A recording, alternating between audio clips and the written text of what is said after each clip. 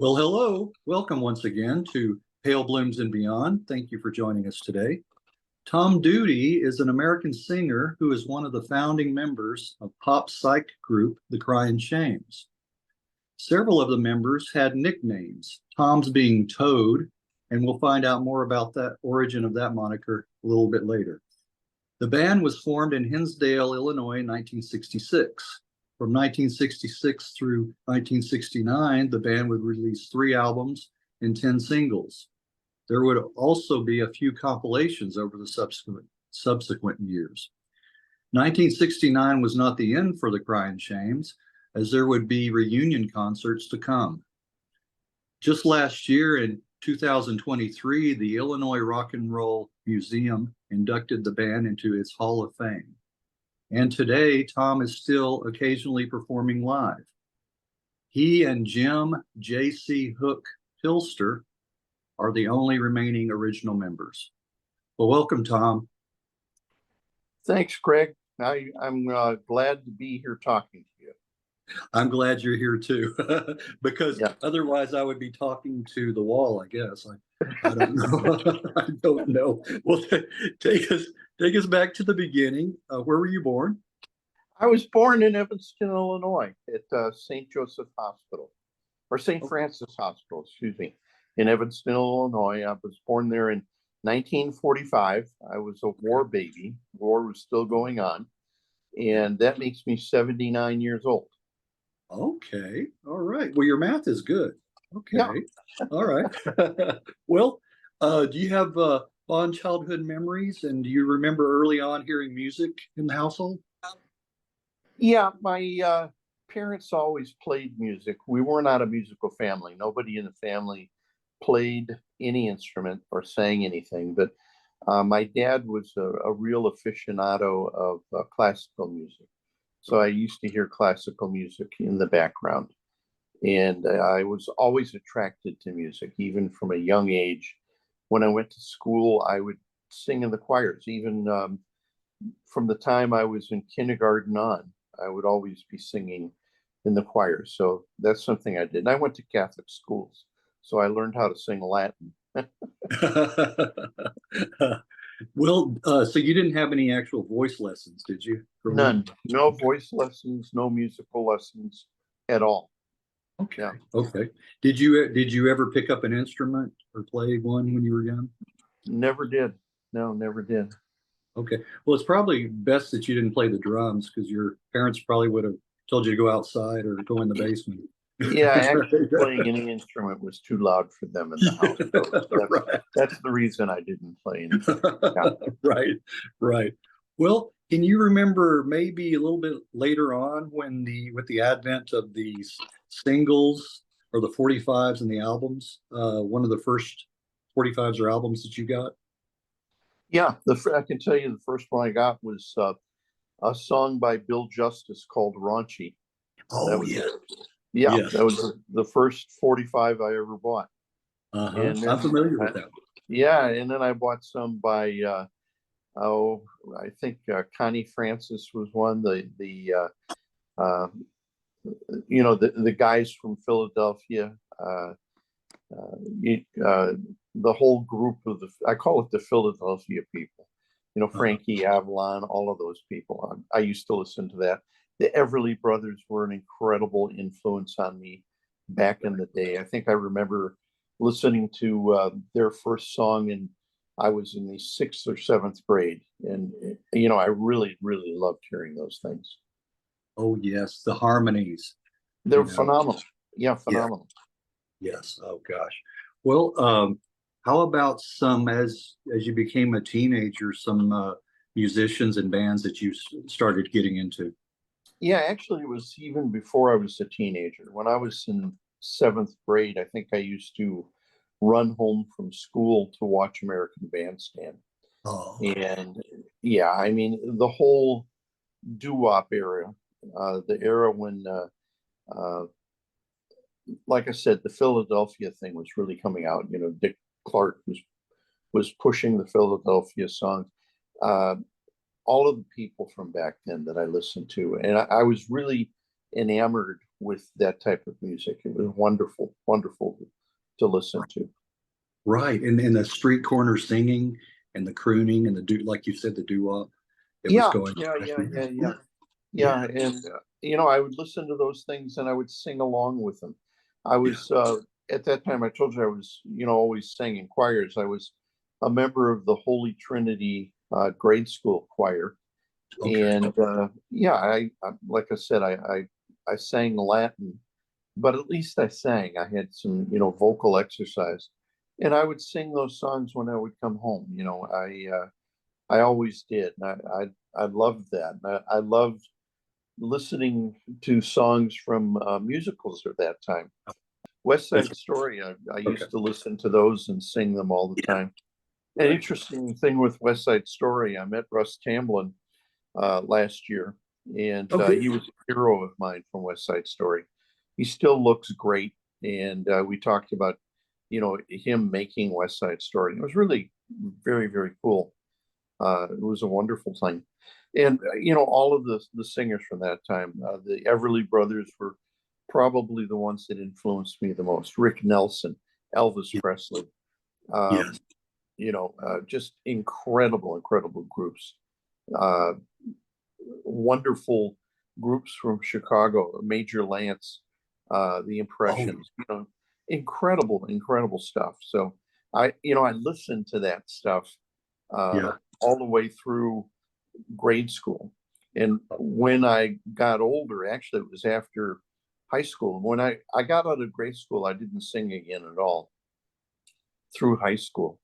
And then when I went to college, my first year, I heard the Beatles, and my whole world was set on It changed.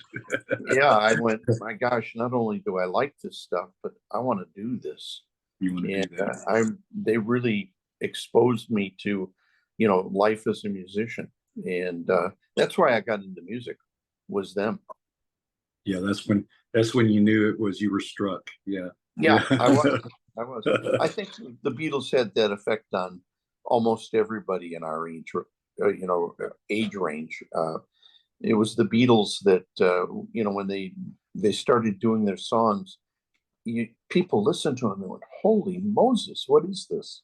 It was just a different world. Right. What was fascinating to me is how they were all influenced by American music. The R&B, and they took it and made it into something special. And then incredible. And of course they were influenced by American music. That's where the music came from. But if you listen to things like John Lennon wrote "I'll Be Back," put that on and listen to it. Listen to the chord changes in that song. Good God. I mean, where did they come from? They had a profound effect on me. Yes, very much so. Well, this kind of led up to my next question about, you were talking about some of the artists and bands there. What was the music scene like around you at that time there? Well, around me at that time, I wasn't involved in it at all. I didn't play an instrument, and I didn't sing with people. What happened is that after my first year in college, I realized I wasn't going to be a doctor. So I left the University of Illinois and came back to a different college closer to home. And I took some classes that I was really interested in and did very well.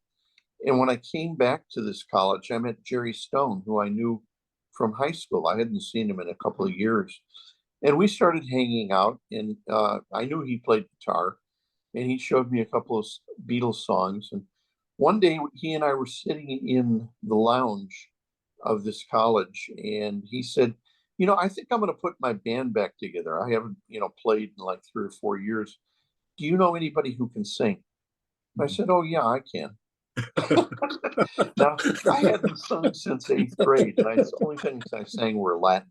But I knew some Beatles songs, so I went to the rehearsal, and we sang 5 Beatles songs. But, obviously I knew those. And when we were done with the rehearsal, I got back home, and the phone rang, and Jerry was on the phone. He said, "Well, you're in. Everybody liked the way you sang, so you're going to be our lead singer. I mean, Uh-huh. you know, yeah. Have you seen that movie, That Thing You Do? I mean, it's Yeah, kind of like that. It really it's was. like that. Yeah, Yeah, it really was. you So passed the audition. You passed the audition. yeah, I passed the audition. So I was in this wonderful group, great musicians, and started we we started playing music. Uh, I think our first job was 4 weeks later, and it was just wonderful. It took off like a rocket ship. Yeah. Now this is the Cryin Shames. It was called the Travelers. The Travelers first, yes. Yeah, So take us through that story. Yeah, yeah. yeah, and in the Travelers we had Bill Kopecki on lead guitar, John Manzer on bass. Jerry Stone was the leader of the group, and he was a rhythm guitar player. We had Mike McIntyre on drums, and who was the piano player? Dave. I'll think of his name in a minute. I told you I'm 79, so let's just okay. But Dave left the group because his family moved to California, and he did some wonderful things. His sister, by the way, Nancy, really pretty girl. She married an actor out here, and Dave got involved in music real heavily here. He was with Rick Nelson and the Stone Canyon Band for years. Oh yes, yes, Yeah. yes. So he was a great piano player, and he played with Rick Nelson. So, there were some pretty good people. Yes, yes, I would say so. Yeah. We'll talk about the incidents and the circumstances leading up to the changing of the name and all of that good stuff. Yeah, all that good stuff. We, that was the Vietnam era, so we had people that were being drafted and had to leave the band, and we had our original bass player John Manzer left to go to college at the University of Indiana, and as a matter of fact, he was very brilliant guy. He became a professor of economics at Indiana, and he left, and we had to get a new bass player. And we had another one of our friends, Dave Purple, who said, "Yeah, I can play bass." And we had him try out. He played great. He knew Paul McCartney's stuff super. Well, he never played bass before, but he was a good musician. The first time he ever picked up a bass was for our rehearsal, and he just nailed it. He was a wonderful bass player. If you listen to our first album, that was Dave, and he had only been playing a total of 6 months when he did all those wonderful bass parts. And we kept going, and we lost our lead guitar player for the same reason. We got another drummer for the same reason. These guys had to go off to college to stay out of the draft. The drummer, we got the new drummer, Denny Conroy, great drummer, best drummer I've ever played with. And he brought James Fares, who was our lead guitar player. And actually that made up the lineup for our Sugar and Spice album. It was Jerry Stone, James Fares, Denny Conroy, myself, and one other guy, Jim Pilster, JC Hooke. Yeah. He used to come to our jobs. He was a friend of our road manager. And when I say jobs, we used to go to play, and we'd be in auditoriums and gymnasiums.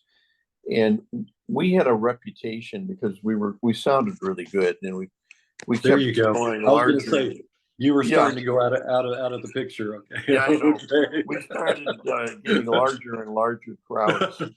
Okay. And he came, and one time he started dancing on stage and playing a tambourine, and we all looked at each other and go, "Who is this guy? What is he doing?" Well, he kept showing up, and we couldn't get rid of him, so we put him in the band.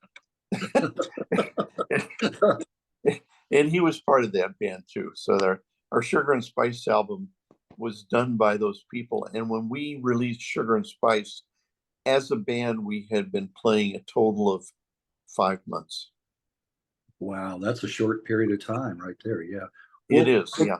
We'll go into talk about how did you get the nickname Toad and the other nicknames in the band. Yeah. Okay. Well, the nickname Toad was given to me by my brother Jack, and the way that it happened is he was saying my name and my initials real fast, TD, you know, and Oh. it just came out to and Okay. Toad. Okay, we'll call you. Okay. I mean, that's exactly how it happened. So he Okay. called me Toad. The other guys in the band got nicknames because I had one. Okay. Yeah, Jerry Stone we called Stonehenge. You know, that was a natural. Hooke we called Hooke because he wore one. Yeah, yes. and Yes. and purple we called Grape because that went together real well. And Conroy and Ferris really didn't have nicknames, but they didn't need them, so Yeah, they didn't need yes, it. so they were fine. But that's how it Well, happened. Was well, my brother gave me that nickname. did you in those 5 months, did you guys play a lot of live shows? We played 3 or 4 times a week, and we played to sold out crowds. I think the biggest job we had was for 1,500 people, and this is when you would go do a job and there'd be 75 people normal, maybe Right. 100, and you know, we had 1,500. That's like, you know, having an amphitheater full of people. Right. Right. And we just had packed packed auditoriums all the time we played. And we played at one place that was packed, and at that time they had disc jockeys from WLS would go out and they would play with the band. In other words, the band would go on, do a set. When the band was off, the disc jockeys would spin records and, you know, do their disc jockey things. And I don't know if you remember at that time, but the disc jockeys for WLS and WCFL were bigger than any band that existed. I mean, they were monsters in the music world. And Dex Card saw us and he liked us. Matter of fact, if it wasn't for Dex Card, we never would have done anything. He took us under his wing, introduced us to our managers. He played our first record. He was the first person to play it. He was always on our side. He was a great, great, great asset to have, and he was a wonderful guy. Yes, the DJs were larger than life back Oh, then. Right. Yes. enormous. Yes. Yeah. Well, They were like movie stars. I mean, it was right. Right. yeah. Right. Well, look at like Alan Freed and Dick Clark and Oh, uh, absolutely. Yeah. Casey Kasem. Yeah. Right. All of those. Yeah. Right. Yeah. Well, was he instrumental in signing the band to Destination Music? Yes, he was. He had one of our managers, we didn't know who it was, worked with Dex at his record hops. And we played one in Elmhurst, and he said, "Hey, are you guys booked for tomorrow?" And we said, "No, not now." And he said, "Well, you're going to play for me at a record hop tomorrow. So come out. We'll, you know, I'll pay you what you got paid tonight." And it was great. And then he introduced us. He said, "This is a guy named Bob Monaco, and he's a record promoter, and he's a manager." And he said, "I wanted you guys to meet him." And we met Bob, and it was wonderful. And then Bob introduced us to his partner who owned Destination Records. And they said, "Man, you guys are ready. We have to record you." And we had no thought of recording anything at that time. So, and we did. We recorded "If I Needed Someone" by the Beatles. Okay. And it was going to be released, and we got a hold from George Harrison. At that time, they could hold, you know, the Beatles could hold any song that was released in the United States if they didn't want it to be. And the reason they didn't is that the Hollies released that song in England, and the Beatles wanted to release it in England. So they were really mad that somebody did that to them, and they weren't going to let anybody else do it until they released it. So we had a hold put on it. And we were told, "Well, we've got to go in tomorrow and record something else because, you know, we've got, you know, record companies, and we also have a lot of disc jockeys that are waiting for a song from you guys." So, you know, wow, you know, what are we going to do? Well, Jerry remembered a song that he heard called "Sugar and Spice." And it was a great song. Yeah. Absolutely a great song. And he brought in a copy of it to our rehearsal that day. and we played it, and it was good. The only thing is, it sounded like a dirge. It was the have you heard it? Yeah, Yes. it You're talking wasn't about the Searchers version of the it. Searchers, Yeah. and the Searchers are a fabulous group, Yeah. but Yeah. it just wasn't bright and peppy. So No. we learned it, and I changed the melody on it. I mean, Yeah. you know, a lot of the song I sing was basically harmony parts that the Right. Searchers did. You know what? Let me say, I have to say this about that. I heard your version first before I heard the Searchers, and I like your version better. In all honesty, I like your version better. It has more oomph to it. It has more punch, better harmonies, like you said. It's a better all around version. Yeah. Well, when we got done rehearsing, we thought, you know, this is really good. So we went into the record company, Sound Records, in Chicago. It was in the same building that WLS was in on Michigan Avenue. And we went in there and recorded at 9 in the morning. And what we did is we set up the amps, and they went ahead and played the music to it. And then the recording engineer, Stu Black, put a microphone out in the middle of the studio. And he said, okay, I want you guys to go through this once. I want you to, you know, he had each one of us with earphones on. And he said, you know, balance the way that it sounds good to you. So we stood around in a circle on this microphone, and we started singing the song. And we would move in and out, or to the right or to the left or whatever.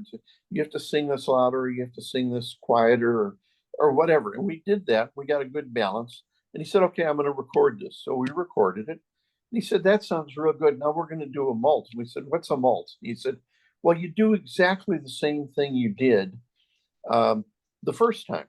I said, okay. So we did a mult on it, and the mult came out perfect. I mean, the vibrato I sing with is very natural. So, you know, I didn't have to try to make my voice jiggle. It just does it naturally. Just naturally. Yeah. So it came out and it sounded wonderful. And Stu said, you know, this is a hit, guys. And what they did was, we were packing up and we were ready to leave. We did this in like 45 minutes, Greg. That was it. We did a flip side in another 20. So in an hour, we had an A side and a B side together. Our manager took an acetate, which is the first cutting of the song. They put it on an acetate, and he brought it up to WLS. Brought it right up to Deck's card. We were packing up on Lower Wacker Drive, going up to Michigan Avenue, and driving on the way home. And of course, we put on WLS because we listened to it all the time. And as we did, Deck's card came on. He said, hey, I've got something for you guys. You're going to love this. This is a group that I found, and they are fabulous. He said, this is the first song you're going to hear from them, but believe me, it's not going to be the last. This is the Cryan Shames doing Sugar and Spice. Yeah. We were driving on Michigan Avenue. We had recorded it 20 minutes earlier, and he put on Sugar and Spice. I mean, talk about crash. Yeah, I was going to say, what a surreal experience that must be, to hear your song on the radio coming out of yes. Driving through the canyons of Chicago, and here it was, and we're going. You're like a rocket. You're lucky you didn't crash. Yeah. It was played by Milwaukee and Indianapolis and Boston and Dallas, Texas within the next 2 days. Yeah. And I mean, when I say took off like a rocket ship, it really did. It really did. Yeah. Well, that song has all the elements. I mean, of a perfect pop song. It really does. Yeah, so, it really does. Yeah, I can say that we didn't write it. All we did was record it. Yeah. But I think you did a better version of that.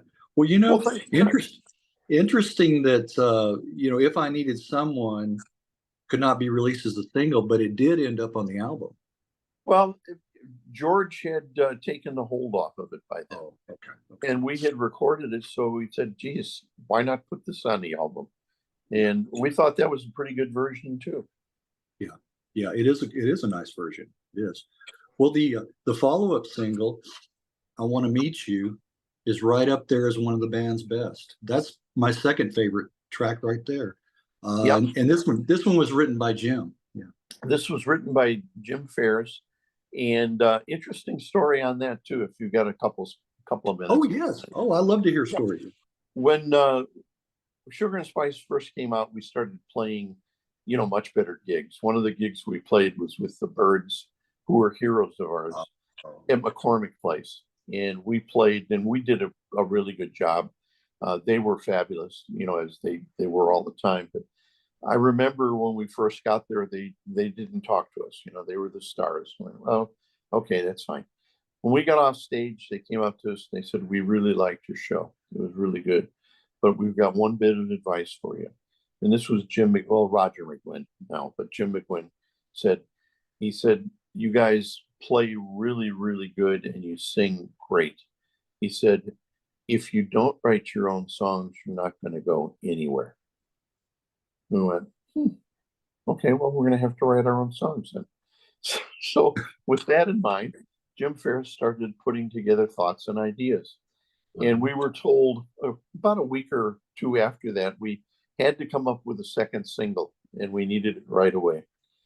And we were playing up in Green Bay, Wisconsin, on one of the days before we were scheduled to go into do the single in Chicago. And we had no idea what to do. Jim said, I've got an idea. When we got done playing, he played it for us in the van. And it was really cool. He and Jerry Stone worked on the lead part because it was a really short song and it needed to be longer. And most of the songs at that time had to be 2 minutes and 3 seconds long. That was the sweet spot. Yeah. Yeah. And this was about a minute 50. So they had to work on the. I'm losing you again. You're starting to go out of Okay, screen. There we go. Okay. You're back. Yeah, here I am. I'm sorry. You don't need to see my nose here. And so he worked on it. He showed me it. It was really cool. And he had written it. It was called "I Want to Meet You," and he had written it about a fold out from Playboy, whose picture we had hanging in the van. And we got back to Sound Studios that morning at 9:30. We'd been up all night and we had a late job, and traveling from Green Bay, Wisconsin is a long trip, especially when they didn't have the freeway through at that time. It took you an hour and a half or 2 hours just to get through Milwaukee. And, we got there and they said, "Okay, what are we going to do?" And I said, "Well, Jim wrote a song and I think we're close on it. We need a little time." They said, "Okay, how much time do you need?" And we sat around with the guys for a half hour and worked out the harmony parts. And they said, "Okay, here, get it ready and go." And we did that song in about 30 minutes. So, and that was "I Want to Meet You." What you hear is what we did in 30 minutes. 30 minutes, man. You guys were cranking them out fast. Well, we were, but we played constantly. And when we didn't play, we were rehearsing. We were one of the hardest working groups around at that time. They said, "Well, how did you do that? How did you do the harmony?" All we did was work on that stuff. Yeah. That's all we did. And it wasn't like, well, we'll work on it and then we'll go out and have fun and kick back and all that. We worked incessantly on getting better. And and it shows when you have to go in and do something like that. Our first album, most of that stuff was basically things that we played on our live shows. And most of the things that you hear there were live cuts.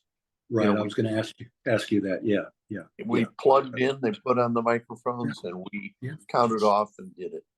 That was it.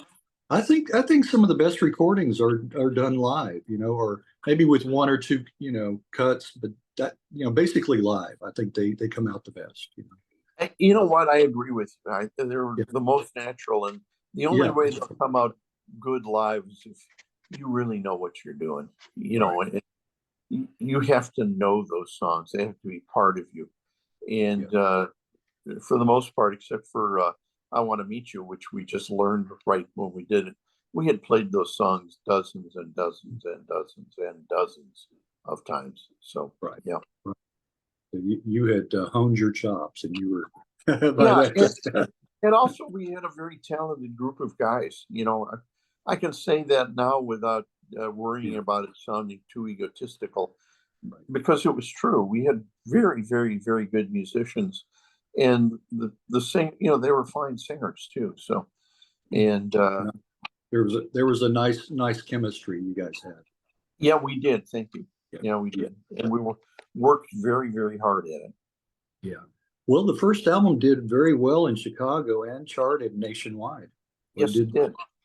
It did real well. And I still have that album. I think I have that on vinyl, but I did buy the CD as well. Yeah. The funny thing is, before we did the Zoom call, I was listening to that. Oh, were you? Okay. Yeah, I was listening to Hey Joe, as a matter of fact. Yeah. Yes, I like your version too. I like that. Well, I like that. What you hear on that album, that's a live cut too. We just plugged in, put on the mics, and went. That was it. The first version I heard of Hey Joe was the Leaves. The Leaves. Oh, version. yeah. Absolutely. Yeah. Great version. Yeah. Oh, it is a great version. Well, why did Dave Purple and Jerry Stone leave the band? Again, it was the Vietnam War. Jerry left. He was drafted, and he served in Vietnam. Served quite honorably. Dave Purple actually got tired of touring. He just didn't want to do it anymore. He was a very brilliant guy, funny guy, very brilliant. He became a recording engineer. He was the chief engineer at Stax Studios in Memphis. Oh, okay.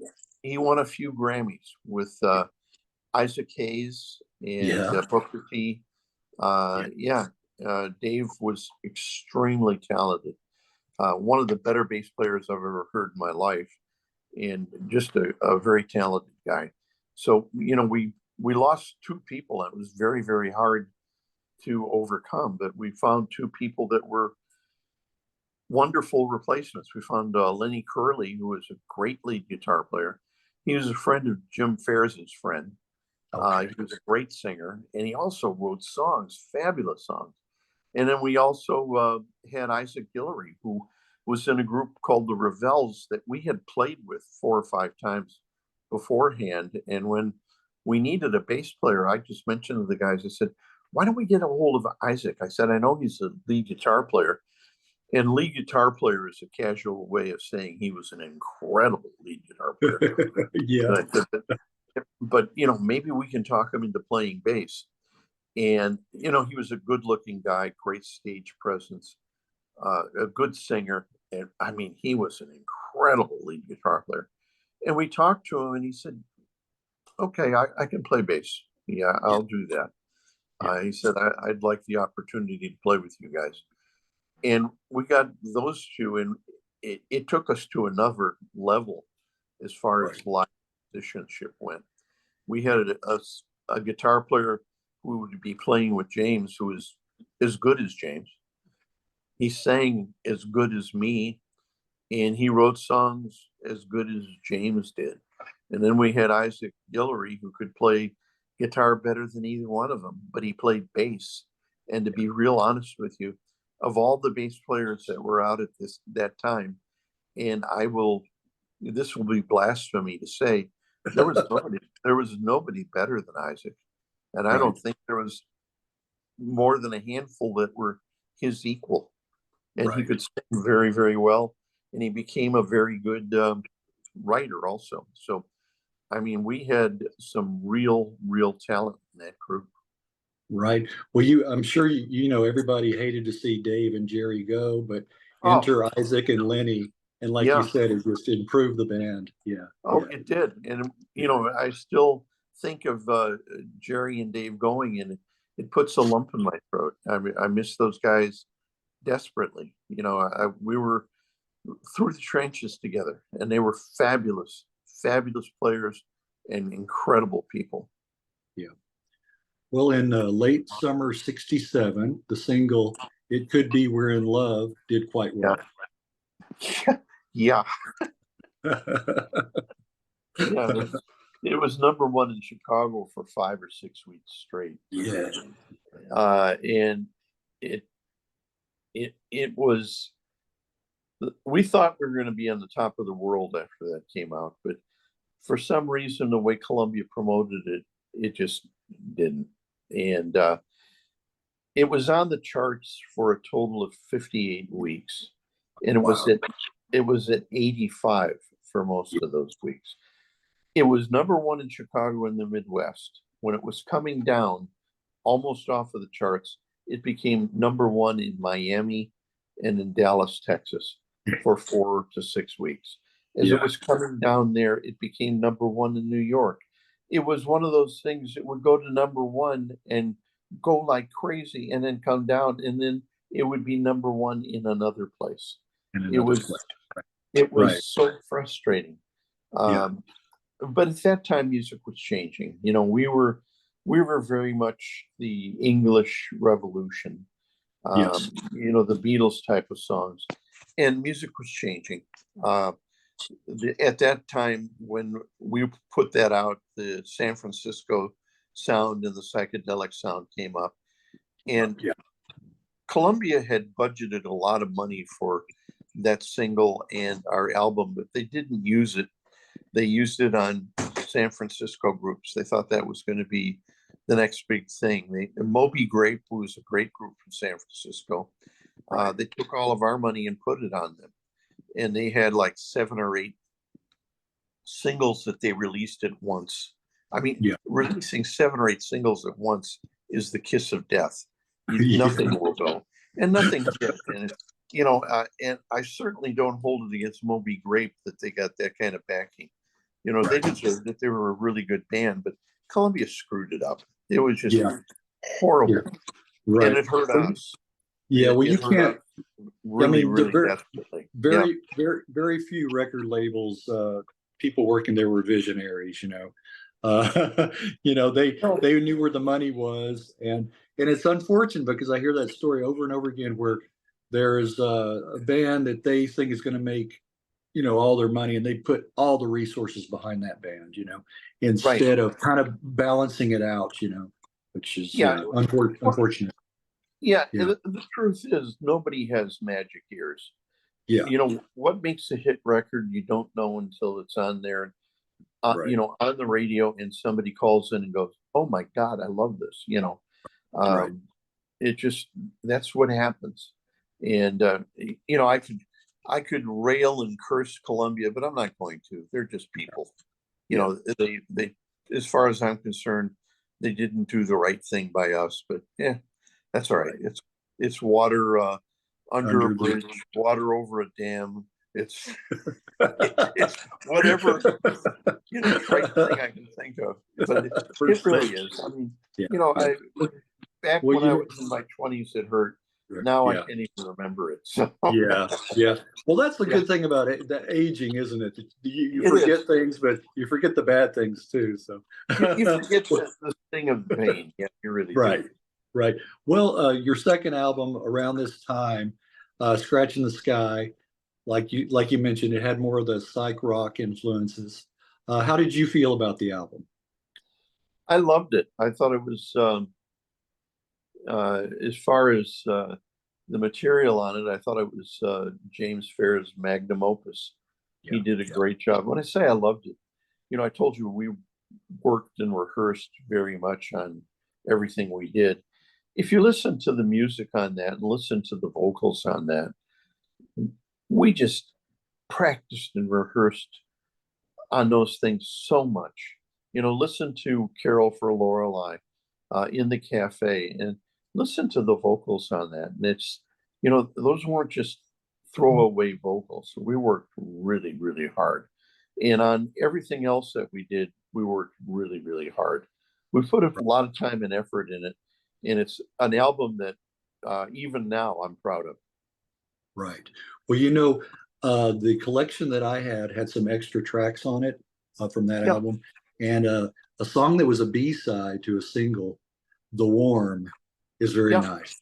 Yeah. You remember that one? Yes. Of course I do. Yes. It was let's see, Greenberg, Glickstein, Charles Charles David Smith, David and Jones. and That was Rush. that's a mouthful. That's a mouthful. That was written. There went to my picture again. Yeah. That was written by Isaac Guillory, and he wrote it. We had some trouble with some lawyers at that time. I mean, the music industry, if you want to know what it is, it's a lot of long trips in a bus, and it's a lot of legal problems. Yeah. And Yes. we were having legal problems at that time. So Isaac wrote it as a screed against these lawyers that we were running into. And he said, I don't know what to call it. And I said, well, and we knew a guy named Arnie Greenberg. I said, let's use Arnie. He sounds like a lawyer. And we also had a friend, Freddie Glickstein, who was the lead guitar player for a group called The Flock. I said, so let's immortalize our friends. With that song. Greenberg, Glickstein, and one of the road guys' friends was called Charles David. So we had Charles David, and then we went Smith and Jones for the hell of it. It reminds me of Alias Smith and Jones. Well, why did Jim and Dennis leave after that release? Jim left because he was really disappointed. I haven't talked to him about it. This is just my feeling. He was really disappointed that Scratch in the Sky didn't do better. Like I said, it was his magnum opus, and he thought it was going to be fabulous, and it just didn't. So he was disappointed. And Columbia also at that time offered him a production deal, to be a staff producer for Columbia, and he decided that he would rather do that than go out on the road and tour, because going out on the road and touring sounds like it's a real glamorous thing, but it really gets to you after a while. Yes. And so Jim did that. He produced a couple of things. He did Mama Cass's solo album, by the way. Oh, he did. Okay. Yeah, he did. He was producer for that. And Dennis got drafted. So what are you going to do? He joined the Navy and to keep out of the jungles of Vietnam. And we needed two more people. So we got Al Dawson, who was a friend of Lenny Curley's, who played drums, great drummer, great singer, great guitar player, best harmonica player I ever heard at that time. And we were happy to have him in the band. And then we got Dave Carter, who was the lead guitar player with a group called Saturday's Children. Yes. And David is one of the nicer people I've ever met. Fabulous. Right. Really good guitar player. He wasn't as good as James Ferris. Nobody was. Jim was head and shoulders above everybody at that time. But he fit the band perfectly. He just did wonderful, and a great singer. And I'm still in touch with all of the guys, and Dave and Al and Lenny is my best friend, and all of those guys. But we did that, and we did an album called Scratch in the Sky, which was Isaac and Lenny's album. They both wrote all the songs for it. And as far as singing, I think it's the best singing we've done on any album. We had, heck, at that time we had 5 lead singers in the group, so the harmonies, when you sang harmonies, you had 4 lead singers singing harmony behind you. It was pretty nice. And it had its moments. I mean, we did well on some things, and Columbia lost focus on us. We lost focus on us. And we were just a very disappointed group at that time. So we decided in 1969, we had a meeting and we said, you know what, we're a 60s group. And we were formed in the 60s. And in 2 weeks, it's going to be 1970. So we can't play in 70. We're a 60s group. So we broke up. So it came down to that. Yeah. Which was stupid. We should have stayed together and fought it out, but we didn't. And that's a regret I have. I think we could have done well. Yeah. Okay. Well, you're a mind reader too. I got to tell you, Tom, because that was my next question. Any regrets? And you already answered that. So yeah. The only regret that I had was just caving into the bad side of the music industry. And we had a ton of talent. And if we would have stuck through it, I think we would have come out very good on the other end, but we didn't. Yeah. And yeah. Well, like I said in the intro, though, that wasn't the end for the Cryin Shames. There would be No. reunions and future tours. When was the first reunion? Do you remember? Yeah, 1981. Jane Byrne, who was the mayor of Chicago, Yeah. had a thing called Chicago Fest. And Jane Byrne had been a big Cryan Shames fan. So she got a hold of Jim Pilster and asked if we could get the Cryan Shames together.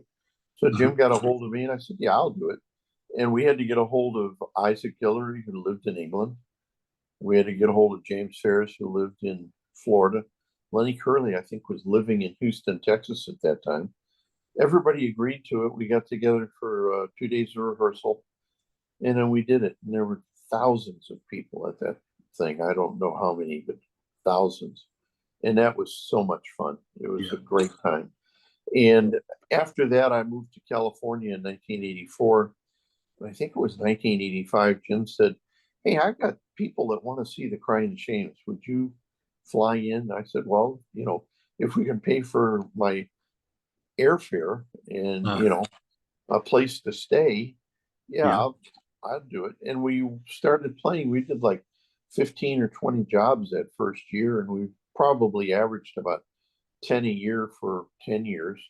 And then I just couldn't do it anymore. And Jim kept doing it with the same group of musicians we used, but he got a couple of people to sing. They did a good job.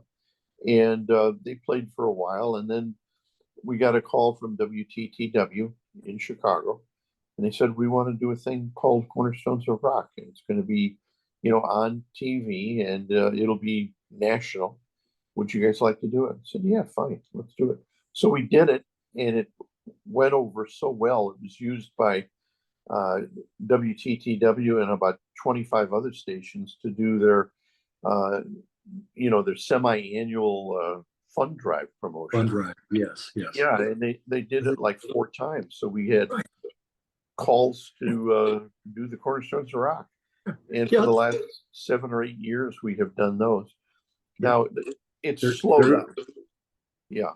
It's starting to. Yeah, it has slowed up. Oh, it's slowed up. 79. One of the guys is 80. We've had a couple of guys pass away. Right. And I don't know how much longer it'll go on.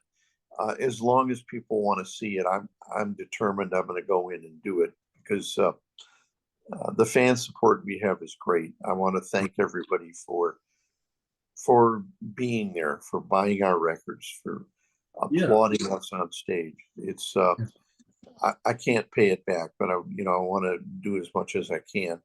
But as far as going out and doing full-time shows and things, like I said, I'm 79. I'm in my last year of being in the 70s, and it doesn't mean I'm over the hill. I'm still pretty spry and pretty agile, and you can hear I still have a fairly decent memory. So, but traveling from California to Chicago and points east is just not a lot of fun anymore. No, it wouldn't be exactly at that point. Well, were you surprised? Let's just go back to 81 at the fans that were still following you guys. Were you surprised? Yeah, I was surprised by how many and how rabid their response was. I mean, it wasn't just like, a polite applause. These people were going crazy. Right. And the auditorium area that we were in, I think, held 5,000, and they had something like 27,000 people packed into that area. So, it was amazing. Yeah. Well, did the original fans bring in their children and then maybe their grandchildren? Did they turn them on to you guys? Yeah, too? they did. They did. I can remember, speaking of children and grandchildren, when the band had broken up and I was selling real estate, I think. I came home and my kids were watching the Monkees on TV. And my kids and their 2 cousins, they would get on the coffee table and dance to Hey, Hey, We're the Monkees and all that. And I came in and I said, "Oh, hi kids, how you doing?" I said, "Oh, you're watching the Monkees." I said, "Yeah." "Hey, hey, we're the Monkees." And I said, "Well, we played with them." And they just, their jaws dropped. They went, "What? You played with Monkees?" I said, "Yeah, I know them real well." You know, they didn't make that connection. Yeah, Yeah, I yeah, was in a different place than just Dad or Uncle Tom. right. And we did play with the Monkees. It was cool. Yeah. Yeah, yeah. Well, just last year, as mentioned in the intro, the Illinois Rock and Roll Museum inducted the Yeah. band into its Hall of Fame. Yeah, they did. How proud of a moment was that for you? You know what? It's still a very proud moment. When we started this, I had no idea or intention of doing something that would be in a Hall of Fame. We did it because we liked music, Yeah, yeah, and I did it because I wanted to make things that were memorable. And when they send you a certificate and a plaque that says you are a member of the Illinois Rock and Roll Hall of Fame, and I think of all the people from Illinois, the class we were inducted in included Earth, Wind, and Fire, and it included Nat King Cole, and included uh, Miles Davis. yeah, yeah, And the Impressions, and holy Moses, I'm still in awe of it. I really thank them. They didn't have to do that, but yeah. they did, and I appreciate it very much. And also, at that same time that we were inducted, our friend Jimmy Sands from the Shadows of Night was inducted, and Right. Jimmy passed away, and he was in the first group that ever really made it out of Chicago, the Shadows of Night, and I was so happy that he was inducted in it. I still am. I get chills, and of course, our friends, the Buckinghams and the Ides of March, and everybody that we know. I mean, it sticks. I was talking to Dennis DeYoung about it, and he said, "Yeah, I never thought I'd be on Hall of Fame either." Right. Yeah, Right. Yeah, yeah, I saw Fix, must have been late 70s. Yeah. yeah. Yeah. We saw them here. Yeah. And you who my very first concert was? You know who was my But very first? Chicago. Chicago. really, Yeah. Yeah. well, 76, they were a 1976. great group, just a great Yes. group. Yeah, Yes. Yes. And too very sad about Terry. What was the guitarist? Uh, yeah. Terry Kath. Yeah, yeah, Terry Kath. Very very it sad. was it was sad. I was talking to Danny a few years ago, Yeah, and I mean, Chicago is just an incredible group. I yeah. said, "Danny, did you ever foresee it coming?" He said, "Well, Tom, we knew we were good, but I mean, it just came out of nowhere. I mean, Right, just right, right. came out of nowhere. Yeah, And they were better than good. They were fabulous. they were. Uh, They were. but a few years before that, we were on that same level. The Cryan Shames were, Yeah, and I was very happy that they made it. And I still see, Danny every once in a while. I know some other guys that were in and around Chicago, and it's really good. And I see Dennis DeYoung from Styx, and of course, the Ides of March and all of those guys. It's just a joy to know that we were all kids together, and right. the thing that we had in common is that we were all competitive as hell, and we Yeah, were all friends. Yeah, there we you were go. all friends. And I think you put it real well earlier about the being inducted into the Hall of Fame when you said you do it for the music's sake, and that was Yeah, just like icing on the cake. That was gravy. yeah, Winning, yeah, being inducted. yeah, You were doing it for the right reasons. Yeah. So yeah, yeah, yeah. yeah. And I think all true musicians do that. You do it because you have to. You know what? It's true. I mean, Yeah, yeah, when you talk to a musician and you say, "Well, what were you thinking during this time?" Every yeah, musician I know will tell you that he knows or knew every part of the song, everybody's parts, yeah, knew everything in the song. yeah, All of the guys who are musicians hear the song the same way. And I don't know how to share that with people, you know. But you just do the best you can. Right, right. Well, you know, I'm not a musician. I've never played an instrument or been in a band, but I can appreciate the heart and soul of a musician because I've collected so much of it, you know, and I'm so into music. So I can appreciate that. You know, when it's who you are, it's just you've got to do it, you know. Yeah. It's gotta come out. It's gotta come out. It does. So, it yeah. does. So, irregardless of the fact if you made it big and you hit the big time and you were hugely successful or not, that wasn't the real primary motive. It was the music. Yeah. Yeah, it was expressing what was inside of you, and you had, yeah, that's right. That's exactly right. Yeah. Yeah. All right. Well, I don't know. I was trying to think of something real clever to say, but I don't know. I can't think right now. Anything, Tom, in coming down to a close that you'd like to mention or? Yeah, we got through this, Greg. I mean, with all the technical difficulties, we got through this. I appreciate your patience.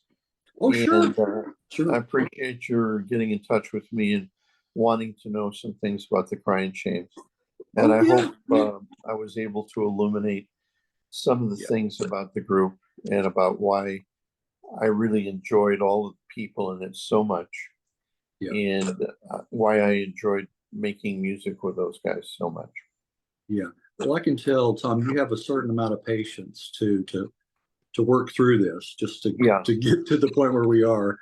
Thank you too for working through this and for sharing so much. I do appreciate that. You bet. Going back in that time machine, you know, I appreciate that. Well, you bet. Well, thanks again, buddy. And we'll see you again. God bless you. You're very welcome. God bless you. I will send you a copy of this once I get it edited a little bit. I would love that. And then you can post it on your social, you know, wherever you'd like to. I would love that. Thank you very much. Okay, you're welcome, and all the best to you. Okay, Tom? You too. All right. Bye-bye.